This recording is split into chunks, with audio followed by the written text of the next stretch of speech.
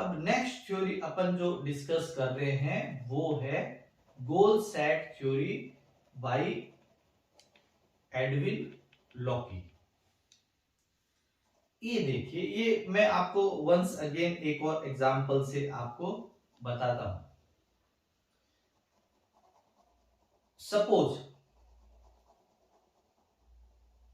Suppose अगर आपके parents या किसी स्टूडेंट के पेरेंट आपको ये बोलते हैं कि score your best in your examination. कोई सी भी आप क्लास का एग्जाम मान लीजिए, 10, 12, कॉलेज, एमबीए, बीबीए, जैसा भी आप माने, स्कोर योर बेस्ट। एक बच्चे के पेरेंट ऐसा बोलते हैं कि स्कोर 80%। तो आप मुझे कमेंट सेक्शन में बताइएगा कि इन दोनों कंडीशन के अंदर कौन सा बच्चा ज्यादा स्कोर करेगा। दो कंडीशन है, स्कोर 80% और एक जो कंडीशन है वो है स्कोर योर बेस्ट। तो गोल सेट थ्योरी ये बोलती है कि जिस बच्चे को बोला गया score 80%, that will perform better. अब कैसे? अब इसमें आपका ओपिनियन ये हो सकता है कि भाई उस पर प्रेशर रहेगा, और ऐसा जो भी आजकल चलता रहता है न्यूज़पेपर मीडिया वगैरह में कि बच्चे प्रेशर में आ गए और उनको 80% स्कोर करना था और ये सब बातें। लेकिन ऐसा नहीं है। गोल सेट थ्योरी बोलती है कि we perform better when goal is already set and we know about the goal. आपने मेरे सारे वीडियोस में देखा होगा कि मैं क्रिकेट के बहुत सारे एग्जांपल देता हूं, क्योंकि भाई मेरे को क्रिकेट बहुत पसंद है और इंडिया में आपको पता ही है इतना पॉपुलर गेम है। आप देखिए कि जो वनडे क्रिकेट है या फिर जो T20 क्रिकेट है, वहां पे कैप्टन की कोशिश हमेशा ये रहती है कि टॉस जीतने के बाद में जो है हम फील्डिंग जो है वो ऑप्ट करें, ताकि सामने वाली टीम जो भी रन बना ले वो हमको टारगेट पता हो और फिर हम उस टारगेट को जो है वो अचीव करें। और मैं आपको थोड़ा क्रिकेट की ही टर्मिनोलॉजीज में थोड़ी और बात करते हैं। सबसे पहली चीज क्या है कि सेकंड बैटिंग करने पे आपको टारगेट पता है। दूसरा, you can evaluate intermediate stages. अगर आप 2020 की बात कर रहे हैं तो आप एवरी 3 आवर्स या फिर एवरी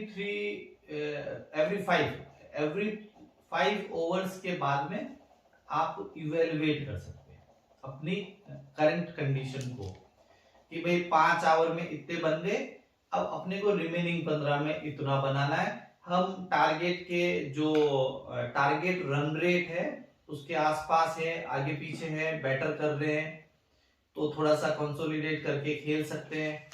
और आपको लग रहा है कि नहीं बहुत ज्यादा अपन स्लो खेल रहे हैं तो आप थोड़ा इंप्रूव करने की कोशिश कर सकते हैं। और आपने देखा होगा कि जो बैटर्स होते हैं ग्राउंड में वो इस बारे में बात भी करते रहते हैं। आप रिवर्स करो, जिन व्यूअर्स के दिमाग में ये आया है कि स्कोर योर बेस्ट वाला बच्चा ज्यादा अच्छा परफॉर्म करेगा, तो मैं आपको बता दूं ऐसा हो सकता है कि वो 65% लेके आए और बोले कि भाई मेरा बेस्ट ये था, या फिर हो सकता है 70 लेके आए और वो बोले मेरा ये बेस्ट था। लेकिन जिसको हमने स्कोर 80% बोला था और सपोज वो 80 अचीव नहीं कर पाता है और वो 75 लेके आता है, स्टिल वो 65 और 70 वालों से 5% ऊपर लेके आया। मुझे एक T20 गेम बहुत अच्छे से याद है, इंडिया का वर्ल्ड कप गेम था जिसके अंदर इंडिया फर्स्ट बैट कर रहा था और 20 आवर्स में अराउंड 190 के आसपास इंडिया ने स्कोर कर दिया था। और बाद में पता चला कि लास्ट के जो 18th 19th आवर होते हैं वो अपन ने बहुत स्लो खेले और 180 से 190 बना के और उसके अंदर कोई ऐसा लगा है वो भाई हो गया, गेम हो गया, ये तो अपन जीत गए। वही गेम वेस्ट इंडीज ने 19th आवर या फिर 19.23 बॉल के अंदर जो है वो अचीव कर दिया था। और इवन मैं आपको बता रहा हूं कि 10 रन और भी होते तो वो 3-4 गेंदों में बना देते। और बाद में जो मैच का एनालिसिस हुआ तो ये सामने आया कि वो जो लास्ट में स्लो खेले थे, जिनको अपन मान चुके थे कि अभी ये बेस्ट बन गया है, अब मैं आपको एक्सप्लेन करता हूं। दैट मीन्स कौन बेटर परफॉर्म करेगा, जिसके पास में टारगेट है, दैट इज स्कोर 80% वाला बच्चा। अब कुछ फैक्टर्स जो इस पे इफेक्ट डालते हैं, जैसे एक आप क्या कर सकते हो, इंटरमीडिएट परफॉर्मेंस आप इवेलुएट कर सकते हो। इंडिया में जो भी पॉपुलर कोचिंग सेंटर्स हैं जिनका इंडिया लेवल पे नाम है, आप देखिए उनकी कंटिन्यूसली टेस्ट सीरीज चलती रहती है। वीकली टेस्ट हो रहे हैं, मंथली हो रहे हैं। इससे क्या होता है कि जो स्टूडेंट्स होते हैं उनको एक आइडिया लगता रहता है कि भाई हम जो हैं किस रैंक तक अचीव कर रहे हैं, परसेंटाइल हमारा कितना आ रहा है और हम कहां तक पहुंच जाएंगे, किस कॉलेज का कट ऑफ पिछले साल कितना गया था, तो हम उससे कितना दूर है। तो एक तो गोल पहले से सेट हो, दूसरा अपने को इंटरमीडिएट परफॉर्मेंस से जो है वो इवेलुएट करनी है। अब आप देखिए कि जो गोल परफॉर्मेंस रिलेशनशिप है वो उस पे जिन फैक्टर्स का इन्फ्लुएंस आता है अपन वो कुछ देखते हैं। तो नंबर 1 तो है कि आपका गोल के लिए कमिटमेंट कितना है। और नॉर्मली गोल कमिटमेंट कब हाई होता है, जब गोल को आप पब्लिकली डिक्लेयर करते हैं। बहुत सारी इंश्योरेंस कंपनी, लोन कंपनीज इस मेथड को यूज करती हैं। वो नोटिस बोर्ड पे एवरी एम्प्लॉय का पर मंथ का जो है वो टारगेट लिख देती है। That means goal is publicly declared.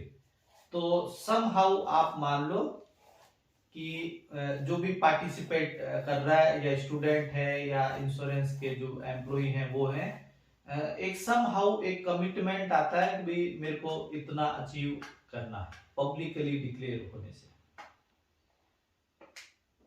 दूसरा थोड़ा बहुत क्या है कि आपकी जो सेल्फ कैपेबिलिटीज हैं उनका एक इम्पैक्ट आता है कि समहाउ आप कितने कैपेबल हैं उसको करने में। एक और बड़ा इम्पैक्ट है कि वो टास्क क्या है, वो टास्क क्या है। और एक और चीज है कि आप किस कल्चर से बिलोंग करते हैं। अपन ने वैल्यूज के चैप्टर में भी देखा था कि समहाउ जो वेस्टर्न पीपल हैं वो इंडिविजुअली टास्क पे काम करना पसंद करते हैं, और जो नॉर्मल एशियन लोग होते हैं, इंडियंस हो गए, ये लोग जो हैं वो ग्रुप में मिलजुल के कलेक्टिवली काम करना पसंद करते हैं।